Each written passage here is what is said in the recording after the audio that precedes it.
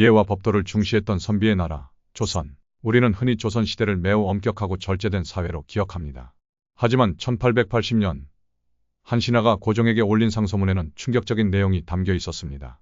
요즘 아편을 피우는 폐단이 날로 심해져 심지어는 전답을 팔고 집을 저당 잡히는 자까지 있사옵니다. 청컨대 이를 엄금하소서. 네, 이건 140여 년 전 실제 기록입니다. 오늘 조선의 이면에 숨겨져 있던 금지된 약물, 아편의 역사와 그로 인해 벌어졌던 충격적인 중독 사례들을 추적해 보겠습니다. 조선시대에도 마약이? 아편과 금지된 약물의 역사. 놀랍게도 아편의 원료인 양귀비는 처음에는 귀한 약재였습니다. 실제로 허준의 동의보감에도 앵속은 오랜 설사와 복통을 먹게 하는 약재로 소개되어 있죠. 강력한 진통 효과 덕분에 당시에는 외과적 처치나 극심한 고통을 줄여주는 기적의 약처럼 사용되었습니다. 이때까지만 해도 아편은 사람을 살리는 약이었습니다.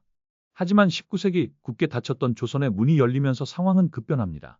청나라 상인들을 통해 치료 목적이 아닌 쾌락을 위한 아편이 걷잡을 수 없이 밀수되기 시작한 것입니다.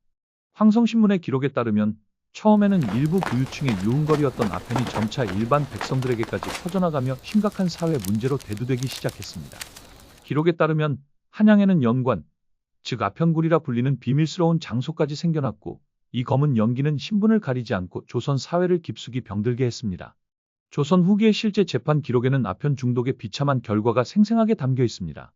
심리록에 따르면 명망 높은 가문의 자제였던 이 아무개는 아편에 중독되어 가산을 탕진한 것은 물론 아편을 살 돈을 마련하기 위해 강도 행가까지 벌이다 결국 참수형이라는 비참한 최후를 맞이합니다. 이는 결코 특별한 사례가 아니었습니다. 아편 때문에 부모가 자식을 팔고 아내가 남편을 고발하는 등 인륜마저 파괴하는 끔찍한 사건들이 계속해서 기록되었습니다.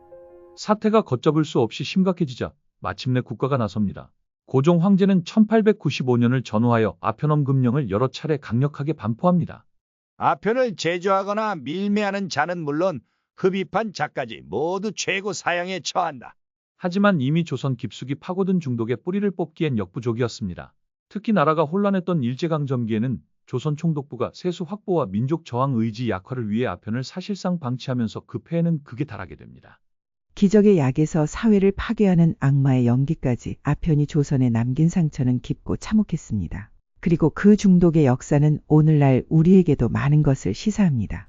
수백 년 전 신분제라는 사회적 굴레와 국가의 혼란 속에서 아편에 빠져들었던 사람들, 그리고 오늘날 끝없는 경쟁과 정신적 고통 속에서 마약의 유혹에 빠지는 사람들, 오늘 조선의 어두운 기록 속에서 우리가 마주해야 할 진실과 절대 반복되어서는 안 될 역사의 교훈에 대해 함께 생각해 보는 것은 어떨까요? 다음 시간에는 왕의 무덤을 도굴한 자들, 조선판 툼레이더의 최후에 대해 알아보겠습니다.